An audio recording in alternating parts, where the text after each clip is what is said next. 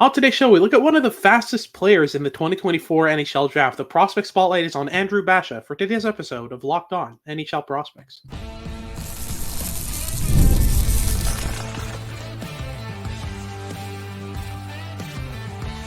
You are Locked On NHL Prospects, part of the Locked On Podcast Network. Your team every day. Hello and welcome back to Locked On NHL Prospects, part of the Locked On Podcast Network, your team every day. On this podcast, we break down everything prospects related for you 5 days a week, Monday to Friday. I'm Hadi Kalikesh, joined by Sebastian High. We're both directors of scouting at Dobber Prospects. And on today's show, we'll be breaking down Andrew Basha's game. He is an average-sized winger for the 2024 NHL draft. And we'll talk about everything regarding his game. We'll start off with the puck skills and the skating in the first segment, kind of break that down for you. In the second segment, we'll look at the more intricate stuff, so the toolkit, the habits, the decision-making. And then in our final segment, we'll look at the projection with Andrew Basha, how he ends up at the NHL level, what his upside is, and which team would be the best NHL fit for Basha. So before we get into that, today's episode is brought to you by Monopoly Go. I admit it, I have a competitive side and it is a big fan of Monopoly Go, the mobile hit twist on classic Monopoly. So join your friends and download Monopoly Go now free on the App Store or Google Play. If you're watching on YouTube, make sure to like and subscribe. Leave us a comment letting us know what you want us to talk about next. And if you're listening on your favorite podcasting platform, make sure to make us your first listen of the day and make sure to leave us a rate and review. So let's get started here with Andrew Basha's profile. Sebastian, talk me through the size, handedness, birthday, where he's ranked, all that good stuff. Yeah, so Andrew Basha is a 6-foot, 185-pound left shot left winger. He's relatively old for this draft class as a November 8th, 05 birthday, and through 63 regular season games with the Medicine Hat Tigers, he has logged 30 goals and 85 points, adding to that total 3 goals and 5 points in 5 playoff games. This is a player whose game runs through the skating and the puck carrying ability. He is incredibly pacey, one of the fastest players in this draft class, as you mentioned off the top of the episode. And he's one of our favorites at Dobber Prospects. He landed at 19th overall on our board for our April rankings, which should be out any day now when this is published. And he's a ton of fun. So let's start off with the puck skills then, because he's carried the puck a lot and has been able to flash those puck skills very regularly with Medicine Hat this season, especially when Caden Lindstrom was down with injury and he put the team on his back. So let's start off with the puck handling ability, because he loves rushing the puck up on his own and gaining the zone with the puck on his stick. So what makes him such an intriguing puck handler, and how projectable is it as an NHL tool?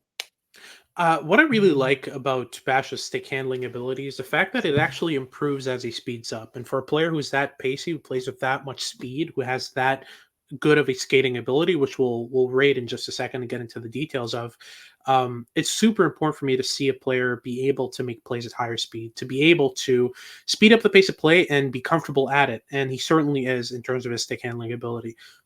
Whether that's driving around a player, cutting across him, putting a defenseman on his heels before cutting across him and kind of breaking his ankles. You see a lot of the flash with Bash's handling skill, but it's also a mindset.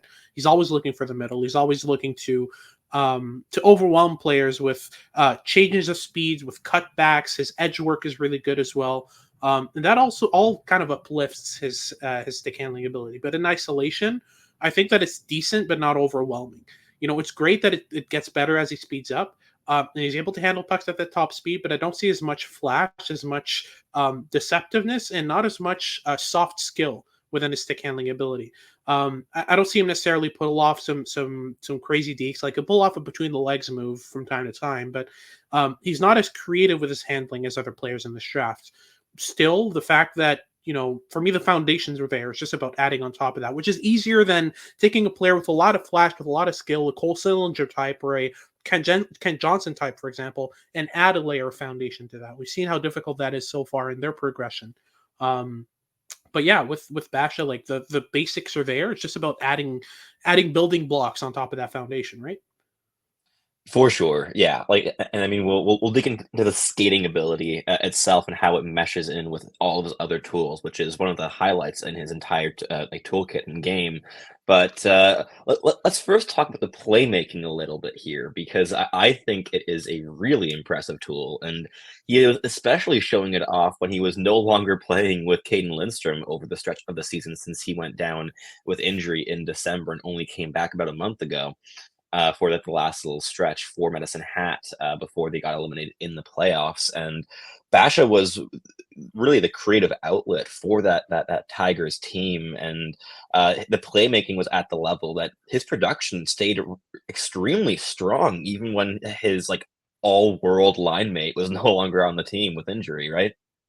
Yeah, absolutely. I think it's the strongest of his trifecta of tools. It's the most consistent and the most intelligent of his tools. So in terms of the stick handling ability, for me, it's a 5.5. Goes to a 5.5 mainly when he's at that top speed, and that's kind of the factor that puts him maybe slightly above average in terms of NHL projection. But that's the passing for me is a 6.5. Like it's a bona fide strength in his game. He's constantly finding lanes, finding pockets of space with his passes. He's playing area passes, hook passes. Like the arsenal's pretty wide as well, and he's really accurate. So for me, like the most important elements of his passing ability are there: the versatility, the predictive element to his passing, where he's kind of anticipating space, anticipating his teammates' routes, and obviously the accuracy of his passes, the power and accuracy behind him. Like all that's there for me. It's not at a level where you see him as kind of a bona fide high end playmaker at the NHL level, like a top line, skater and passer, but it's still at a level where he's able to connect with teammates, make good plays, and all that good stuff. But to end things up for that with the puck skills, I think the shot is quite average for me. Like the one thing again that stands out is his ability to shoot in motion, but he doesn't have a particularly threatening one timer. He doesn't have a great curl and drag wrister. His snapshots are decent, but nothing really that out of this world. So for me, the shooting's a real 5. Like it's an NHL projection tool because he's so good at shooting in motion, and that combines so well with how fast and powerful his skating is. But the shot itself in isolation isn't necessarily anything that really stands out as major. But to close things off here in our first segment, let's talk about the skating. I think we can spend a decent amount of time on this because there's a lot to love in Bash's skating, right? Oh, there's so much to love. He has a tremendously high motor, and with that like high stride rate, he also has like almost flawless like skating mechanics. He gets really low in his stride. He has perfect stride extensions. He has a lot like mechanically very, very nice skater to watch on the ice. He's so fluid. He's constantly using crossovers, integrating lateral mobility in his rushes. One of the reasons he's so dangerous in transition is that he can go in any direction at any point in time, and he likes to draw defenders out into one area, and then as soon as they shift their weight, attack the other direction against the grain. And something that we'll dig into in the next segment is just how well his puck skills combined with the skating, right? Like there's a lot of cohesiveness between those tools, but the skating is a very clear strength, to the point that last week when we did our episode of building the perfect player among 2024 draft eligibles, selecting one player per tool, the skating category went to Andrew Basha because he is so dynamic on his feet. As a skater, he reminds me a decent amount of a player like Alex Newhook in how he's able to combine a high level of agility with a really high stride rate and just like blazing top speed. So yeah, Andrew Basha is a tremendous skater. But what are your takeaways there from the skating category of his toolkit? Yeah, for sure. I think the main aspect that stands out is just the weight transfers are just so fluid for a player with that much power behind his legs. Like you don't really see that combination often. So that combination of fluidity and power makes him really difficult to contain. And more than anything, it's the usage of the skating. But when you look at the skating in isolation, it's just there's so much to love. Everything about the mechanic elements of his game, in terms of his skating ability, like it's just he's my favorite skater to watch. Him and Luke Misa are the two that I look at in terms of skating ability and usage of skating, and I'm just like, wow, these are top end elements of his game. So in terms of rating, like I'd give it an 8. Like it's a Yeah, really really good element of his game. Like an I 8 is agree. even maybe being generous. Like it's one of the best in the draft. But yeah, that wraps things up for our first segment. We'll get into our second where we talk a bit more about the intricate stuff in Andrew Basha's game, including, I think, in both of our opinions, the most intriguing aspect of his game, which is the toolkit, the combination of tools and how they interact. We'll get into all that after these messages from our sponsors at Policy Genius. Life insurance policies are such an important safety net for your family, but trying to find the right policy on your own can be time consuming and very overwhelming.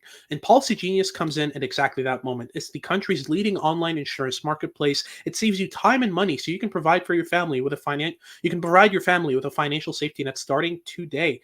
With Policy Genius, you can find life insurance policies that start at just $292 per year for $1 million of coverage. Some options offer same day approval and avoid unnecessary medical exams. With Policy Genius, what's really interesting is that it's a really convenient and time saving element. It helps you compare your options from top companies, and their team of licensed experts is on hand to help you to help talk you through it. And you can talk to a team of award-winning agents who will walk you through the process step by step.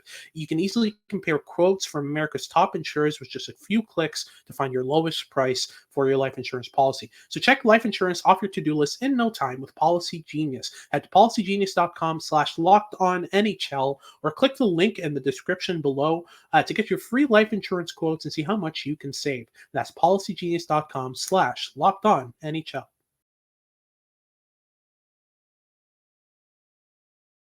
Alrighty, so moving on to the second segment, we'll talk about the toolkit, the habits, and the decision making with Andrew Basha. And we can start off with I mean, for us, the bona fide like top end element of Andrew Basha's game, which is how well his skating combines with his tools, right? Like that's Yeah. his entire game just flows through his high pace, and it's not just a pace. It's not just a physical pace; it's a processing pace as well. That's what makes it so interesting. Is that usually players with this much speed, they can sometimes their brain can lag behind their feet, and then they end up making mistakes. They get a lot of breakaways, can't convert on them. I'm thinking of guys like Michael Grabner and those types of guys. Like there's a lot of players that even made the NHL because they're so fast, but just couldn't convert on the chances that their feet created for them. But I don't see that from Andrew Bash, and it's been especially obvious since Caden Lindstrom. In the period of time where Caden Lindstrom is out of the team with his injury and surgery, yeah, Andrew Basha really showcased that ability, right?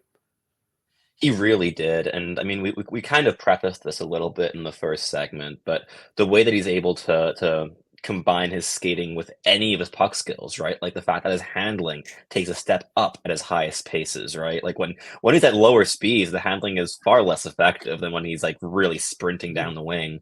And the same thing is with his shot as well, right? The fact that he's not really a one-timer threat when he's at a standstill, he loses his most like dynamic scoring element, which is his ability to shoot in stride, in motion, and it is a really effective goal scoring projection because of that specific fact that he's going to be a pacey puck carrying winger down the wing, and from that situation he will be a threat both to score and to create plays and to access the middle with his handling ability. And the playmaking and the skating are probably the most cohesive combination of all those tools, right? Like he's really able Yeah. to draw out defenders in one slick motion. He's a pretty diverse playmaking toolkit, whether it be integrating a hook pass at really high speed to get around a single defender, or to integrate a quick delay and a quick like shift in speed to create a little bit of separation, just enough room to get a pass off to a high danger area. There have been flashes of brilliance on all fronts and how he's been able to combine that skating ability with any of the puck skills. For sure, but I think it mainly stands out with the playmaking, like you said. But another part that just gives him just that much, like, just an up on a lot of players in this draft is how his energy combines with his Yeah, skating and for passing. sure. Like he never stops after his pass, even when he's at top speed. He'll pass and then move into space. He'll pass and then kind of find a little pocket to work with. Like he never stops at the first option that's in front of him. That's one qualm I have with some of the players in this draft, including really good passers like Liam Greentree, for example. Like he'll pass and then his feet stop moving at times. With Andrew Basha, it's constant motion, it's constant energy, it's constantly like, okay, what's the next step? What do I do next? That is a mindset that is so important in the NHL.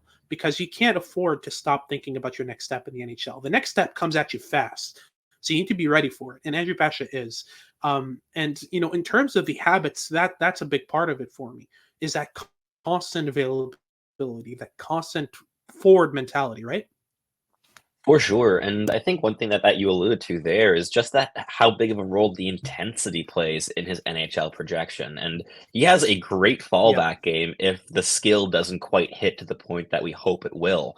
He started off Yeah. his WHL career, like, this is already his 3rd season in the WHL, and in his rookie year, he played 48 games and only allowed 5 goals and 14 assists, but he was a super intense checking winger in that season, and even last year to a certain extent, while the scoring did take a very significant jump to 20 goals and 56 points through 67 games, the checking element of his game was still probably the most clear aspect of it all. And this year, he's become this dynamic offensive driver and this high end puck carrier. But the checking element of his game remains a massive strength, and it's one thing that allows him to really stand apart from a lot of the other like speedy like puck carriers in this draft class that project best on the wing, is that he is a tremendous checker as well. He's a really good forechecker. He's constantly working, and as you mentioned, it works very, very well in with the skating ability, with the puck skills. It's all a very cohesive package, and it's one of the reasons that we have him ranked in the top 20 for the draft class at Double Prospects, because he makes for a really simple NHL projection in many ways, because he has a very clear fallback game. There's a lot to like in terms of that Yeah. top 6 upside and how he thinks the game, as well as the tools as we've delineated. But it's a fascinating part that he's able to also have that fallback game with the checking element, and it's something that will serve him no matter what line he ends up playing on in the NHL. Yeah, absolutely. What I find really interesting is that this is exactly like the progression we've seen in the WHL from him. I feel like that's exactly what we're going to see in the NHL. He's going to get his foot in the door with his intensity, with his defensive game, with his forechecking ability, and once he's got that foot in the door, he's going to be able to kind of round out his game, complete it out, and with enough reps, with enough puck touches. I feel like it's inevitable that he ends up becoming a bona fide middle six player. I look at the progression of a player like Michael Bunting or Zach Hyman, for example, and I see a lot of similarities with what Andrew Basha could become, and the type of year to year progression we see from these players. Like all the players, the 2 players I just mentioned, they started off on a 4th line. They started off as role players, as energy players, and before you knew it, they were playing on top lines with bona fide stars, and kind of making themselves really effective, really good complementary elements to the bona fide stars of a lineup. Do I think Andrew Basha ends up as a Zach Hyman scoring 50 goals in the NHL? I don't know, but I mean, there's still like what I really like is that ability to get your foot in the door and then push and then push and then push, and then before you know it, you're one of the most important players on your team. Maybe not the best, maybe not the most skilled, but one of the most important in terms of what you bring to the game. I think Andrew Basha could become that, but we'll get to that in just a second in the breakdown of the projection and upside and all that good stuff. But to close things off, I think the decision making here and for the second segment, I think that's a big part of his game as well. Like especially it shows up in the passing and in the back checking. Like this is a player who identifies his checks really well on the back check. He was really good at getting back in his zone and figuring out exactly which threat he needs to cover. I do see him overskate lanes sometimes. He's a lot more effective on the forecheck than on the back check, which is a bit of the same. It's a bit of the same problem as Tej Ginler, right? Like Geez. just being really energetic on the forecheck, being able to kind of retrieve pucks and make plays, but on the back check, sometimes going a bit too far in the energy segment. But overall, what I really like about Ginla in terms, about Basha in terms of decision making, is that ability to just constantly decide on the right pass and make the right type of pass for the scenario, right? For sure. Like I think you covered a lot right there. I would add, like, if I had one qualm with this part of Basha's game, it would be like the offensive off puck game. I think that sometimes he can struggle to find the right space to fall into, the right pockets to attack, and can sometimes like overskate those lanes as well offensively, not just defensively. I've seen that be an issue on both sides of the puck. But as you mentioned, like especially if the on puck decision making makes up so much for that off puck decision making, and for me exemplifies that there's a lot of room to grow as well in his off puck game, and especially like this season with Medicine Hat, he like without Caden Lindstrom in the lineup, there were not many scenarios where he had to be like this high end off puck offensive creator. He always had the puck on his stick and was creating in that sense. But that's definitely one element where I still see a little bit of room to grow with him. Yeah, I fully agree. But that wraps things up for our second segment. Now we'll get into the interesting part. We'll talk about the projection, the upside, and which team would be the best NHL fit for Andrew Basha. We'll get into that in a second, just after these messages from our sponsors at Monopoly Go.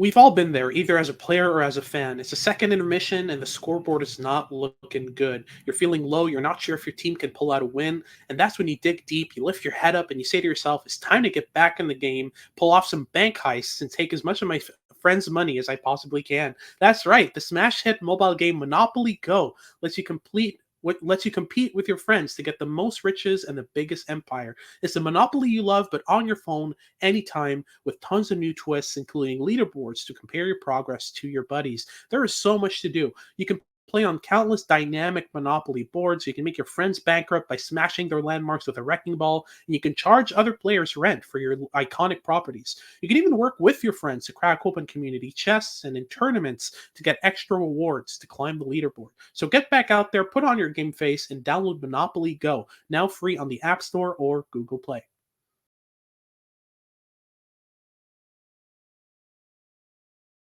Alrighty, so to close things off, we'll be talking about Andrew Bash's projection, upside, and which team would be the best fit for him. And I think we could start with the projection because I think there's a lot to talk about here. There are so many different possibilities with Basha, but for me, all roads lead to the NHL. Like I don't see a scenario in which Andrew Basha isn't an NHLer.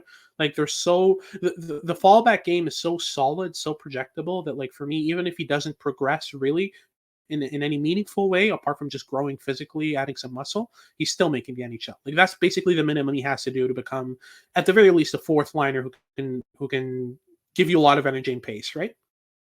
For sure. Like, I think he's a very straightforward middle six NHL projection, and even has his fallback game to be a really effective fourth liner if none of the high end upside ends up hitting. So I think that NHL teams can be very confident that they're going to get an NHLer out of this pick, and whether he ends up going in the back half of the first round or maybe even falling to the second. Like I mean, we just had the NHL Central Scouting Final rankings come out, and he was ranked like what 27th or something, awfully low on the North American side there. But yeah, I think that the middle six projection is a really comfortable one here because he is so adaptable and he will bring that puck carrying element to whatever line he ends up playing on, as well as the checking value. So I think that all roads, like the vast majority of roads here, definitely lead to a pretty impactful NHL role for Andrew Basha. So yeah, in terms of projection, like it's very clear that Andrew Bash is an NHLer. Like there's not much doubt there. And I think teams will be quite confident with that ability. And in terms of upside for me, like I wouldn't put it past him to get onto a top line, especially if he improves that off puck movement, especially if he learns to kind of use his pace in more intelligent ways, where he's not pedal to the metal the whole time, but actually pacing himself, hitting the right pockets at the right times, that kind of stuff.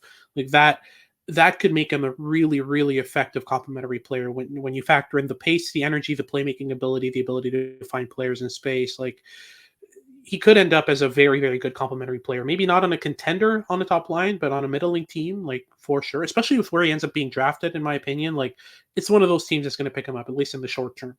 So I'm in terms of upside, like top liner's not out of the question, but it's highly unlikely. More likely than not, you're looking at a middle six player on a contender. And speaking of which, we can get into the teams that could end up drafting Andrew Basha.